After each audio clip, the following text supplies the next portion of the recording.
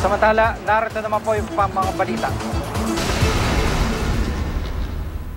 Nagalit ang lalaking ito dahil may nakatirik na kandila sa lugar kung saan naaksidente ang kanyang kapatid sa Barangay Santo Niño, Quezon City.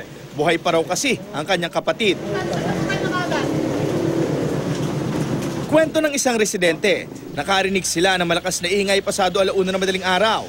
Parang may nagbasag na, kumbaga yung bakal na tinatayo ng mga, tawag po doon, constructors, yung barrel.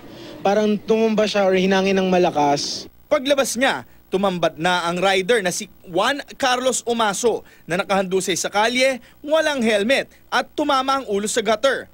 Ayon sa first responder na si Romel Mapanaw, may pulso pa ang biktima pero mahina na raw marahil dahil sa sinapit na injury nito. Head injury. Ano yung tsura? Biyake. Vertical. Maliban sa basang kalsada, tila nakainom rin daw si Umaso. Naamoy ko eh.